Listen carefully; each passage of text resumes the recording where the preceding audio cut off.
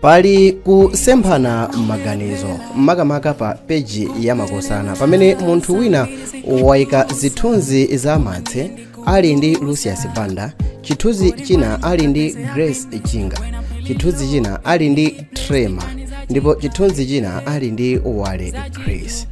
Iyeyo akuzitchula kuti graphic designer ndipo akupempha anthu kuti azimupasa ntchito, koma atangotero ndi m'macomments muli kuyankhula. Tiyeni tiunikire nkhani yonse. Dzina langa ndine Sam Mavita, tiyeni tikhale limodzi.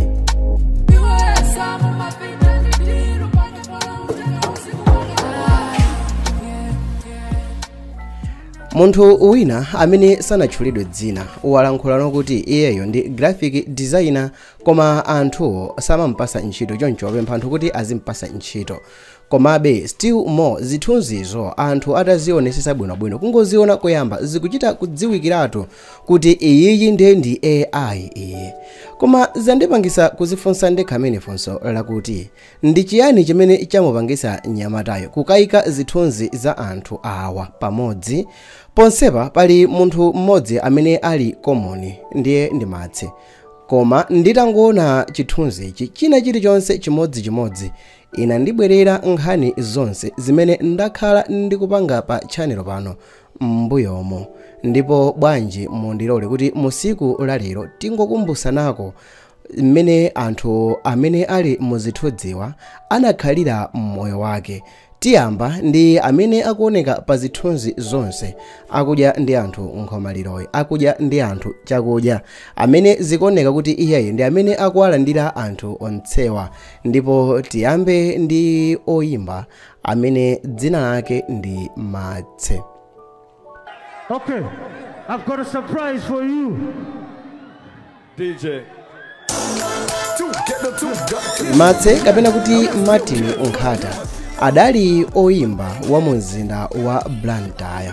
Iyeyo anabadwira ku Blantyre ndi kuleredwa ku Blantyre, koma nkhani yokhuzana ndi mayimbidwe ake inayambira ku Lilongwe komanso ku Blantyre, kumene ku Blantyre anaphunzirira kuyimba ndipo nyimbo zake zoyambirira anazitulusira ku Lilongwe. Tonse tikukumbukira bwino chifukwa mbuyomo ndinayankhulapo kuti nyimbo yake yoyambirira inali nyimbo ija imene iyeyo anayika verse mu nyimbo ya Trap Squad imene mutu wake umati John Chilembwe. Nyamatayo anayamba wakhalapo ndi studio yake imene ankatchula kuti Freshmans, omwe ndi chifukwa chake chakuti nyimbo zake zambiri munkakhala mawu kuti Freshman. Ndipo iyeyo ankachita izi pofuna kupereka ulemu ku studio yake yoyambirira ya Freshmans. Komabe still more studio yo sinapitire chifukwa mmene anayamba kuyimba anapanga ubale wabwino kwambiri ndi Alinafe Kalizangoma, uja amene amangotchulidwa mu nyimbo kuti AK. Ndipo mu uwiri wawo anthuwa anatipasira mahiti ochuluka ngati hitija ya ngati hitija ya Pini ya Blackberry, nyimbo zambiri achina God ndi nyimbo zonse zimene mukudzidziwa za Matse zoyambirira zija pankamveka mawu kuti AK on the board. Koma kodi Matse iyeyo anabadwa liti? Matse anabadwa pa 18 May mchaka cha 1994, ndipo iyeyo anamwalira pa 20 May mchaka cha 2022. Chifukwa chimene anamwalira inali zoona kuti anamwalira chifukwa cha ululu wa mabala a moto amene iyeyo anachitidwa ngozi mu nthawi imene anali kusangalira birthday yake ku Mangochi. Choncho musiku lalero tili pano kukudzani kuti Martin Matse Nkhata anatisira mahiti monga Mwano, Chwe Mwana Chwe, komanso Go Deeper, kungotchulapo nyimbo zochepa chabe. Martin Matse Nkhata ndi mmodzi mwa oyimba amene nyimbo zake mpaka nalero zimapereka chikoka. Atangomwalira nyamatayo akubanja anayesera ndithu kuti atuluse albamu yonse ija imene imatchedwa kuti Truth Only, imene munali nyimbo zochuluka. Koma ndikhonzo kukusimikizira nene pano mwa nyimbo zonse zimene zinatuluka ndi at least ya Lulu yokha imene panopa imamveredwako, imene inali mujamu EP ija ya Michiru View imene anayimba limodzi ndi Pro Voice. Koma ndikhonza kusimikizirani pano kuti albamu ya Truth Only sinapite patali kwambiri ngati mmene anthu ankaganizira kuti nyimbo zake zikhoza kuchita bwino. Waya mukazifunsa funso lakuti chifukwa chani, ndizapanga video ina kusogoloko. Pano tiyeni tione chithunzi chachiwiri chimene pali Matse amene tamuunikira chaposa chodauja ali limodzi ndi Lucius Banda.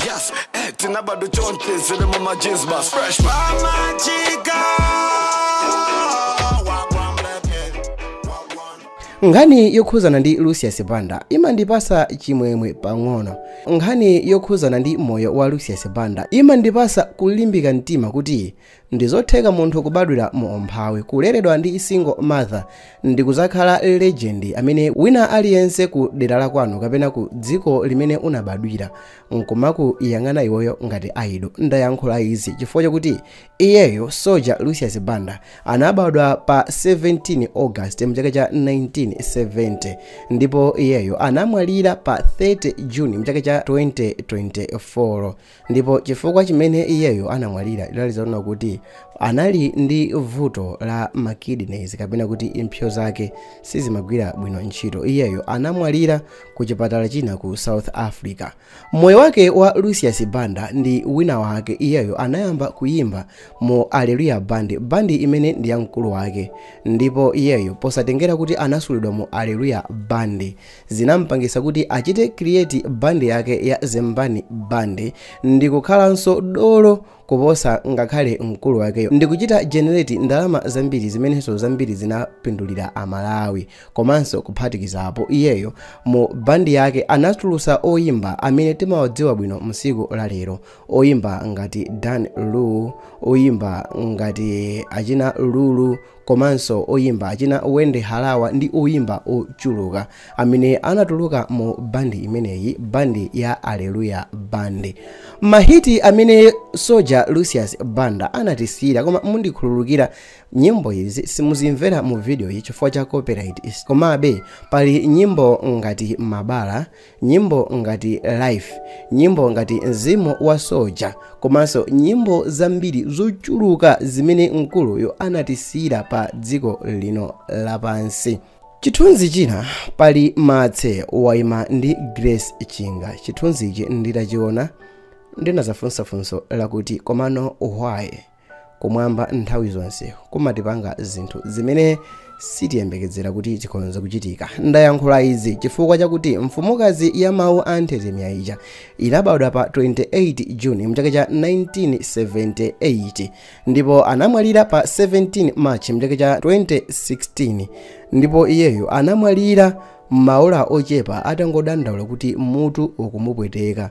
Ndipo pamene anangodandaula kuti mutu ukumupweteka ku nyumba yake ku Chilobwe, anthu anamtengera ku chipatala. Kupita ku chipatala kuja kufika anayankhula kuti mwabweresa munthu wakufa. Chimodzi chokha chimene Grace Chinga timamkumbukira nacho ndi choyankhula kuti akubanja anayankhula kuti iyeyo anawuza amayi ake siku limene mutu umamuwawa, anawuza kuti ambuye akubwera kuzanditenga.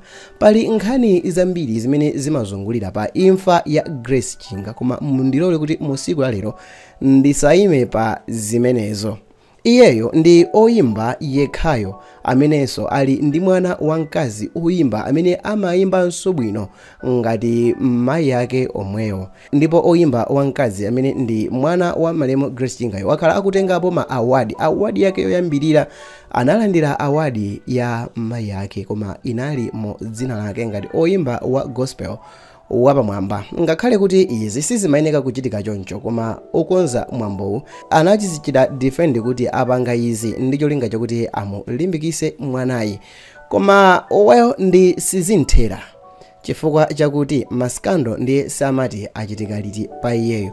Komabe ndili pano kuyankhula mbiri ya Grace Chinga. Grace Chinga anali munthu amene nyimbo zake zinasintha mioyo ya anthu, zinasintha kaganizidwe ka anthu, zinapereka vibe ina kumoyo. Kuchokera pamene anayimba nyimbo ija ku kwaya, nyimbo ija ya Koma Iwe chaka chino uleke, kufikira mu nthawi imene anayimba nyimbo yokuti adakapanda Yehova kukhala thandizo langa sibwenzi ndili moyo, kufikira pamene anatulusa chimbale chake chobeba chimene munali nyimbo ngati Mundisungire Moyo, mene munali nyimbo ngati Wayalula, mene munali nyimbo ngati Corona, ndi nyimbo zochuluka. Well, ndikusimikizireni pano kuti mu nthawi imene anatulusa single yake ya Ndizaulula, iyeyo sanakhale nthawi yayitali anamwalira. Anthunso anayankhula koma sindili pano kuti ndikudzeni kuti anthu anayankhula kuti chani. Well, tione oyimba wina amene ali ndi matse. Oyo ndi oyimba uja amene dzina lake ndi Wale Chris. Asa jokes ndayo wala tuna like life for certain Wale Chris on it jokes Jokes on the board. Achalume. Ndikuyankhula izi chifukwa chakuti Wale Chris anali mmodzi mwa anthu amene nkhani yake titayifotokoza pano pa channel inakhalapo video yoyamba pano pa channel kukhala ndi anthu ochuluka oyionera mwakamodzi. Ndipo izi zidalipanga inspire ifeyo kuti tizipanga ma videos ofotokoza nkhani zimene zikuchitika kunjako kuti tizisusana ndi nkhani zina zaboza zimene zikufalisidwa kunja ife tizikuzani nkhani zona zenizeni. Wale Chris iyeyo anabadwa pa 25 September mchaka cha 1997 ndipo anamwalira pa 22 December mchaka cha 2022 ndipo iyeyo anamwalira pa ngozi ina basi ya matowazi itachita ngozi mu nthawi imene ankachokera ku South Africa ku show kupita ku dziko la Malawi. Mu nkhani yokhuzana ndi Wale Chris zambiri zinayankhulidwa, zinthu zambiri zinachitika. Sa Soja Lucius Banda analozedwa zala ndi zinthu zina zochuluka, koma well ndili pano kukuwuzani kuti iyeyo chimodzi mwa chinthu chimene chimadziwika bwino ndi chakuti hit song yake yoyambirira ya imene anayimba chimene amati Achalume ndi imodzinso mwa nyimbo zobeba kwambiri zimene zimakhala zopereka tanthauzo mpaka napano. Iyi ndi nyimbo ya vibe yongolimbikisa chikhalidwe cha ayawo, like cholimbikisa lifestyle ya ayawo, kuti ngakhale timawanena kuti iwowa ndi osaphunzira ambiriwa ku sukulu sanapite koma ndi anthunso amene ali anthu ochita bwino mmoyo. Ndipo iyeyo anatisira nyimbo ngati Achalume komanso Mbomo. Nkhani ina yosangalatsa ndi yakuti Wale Chris anasiya mapasa, koma well anawa zinali zakuti sazakhalanso ndi picture ina iliyonse ali ndi bambo awo limodzi mu nthawi imene akukula, chifukwa chakuti anatsiya anawa ali akhanda. Mu nthawi imene ndikufuna kufotokoza chithunzi chomaliza chimene pali matse ndi Trema, amene Trema Victor Mwangobola anabadwa pa 26 September mchaka cha 1996. Take it or not, as you leave, dayo puma ulibe. Holiday ni kumanda, kumalembe boko sinde kuchuti. As you leave, you hustle and hustle for anabako. As you leave, you hustle and struggle for my bako. Iyeyo anamwalira pa 30 July mchaka cha 2023 posatira kuvulala kumene anavulala pa ngozi ya pansewu.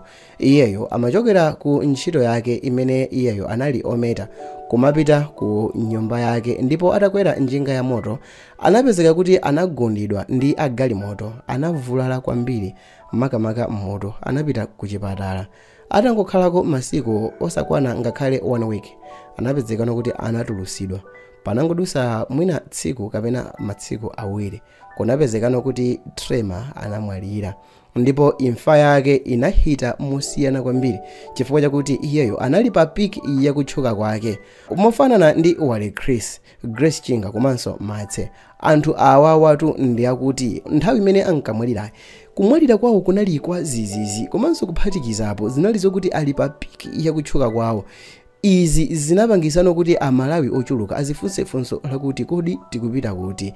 Iyeyo anatisira mahiti amphamvu ngati Mpanepane, nyimbo ija imene amati musakhale anthu amene mozingotengeka ndi zina zilizonse, success yawo isakupaseni pressure. Ndipo iyeye aliso ndi nyimbo ija imene amati Golide Moto.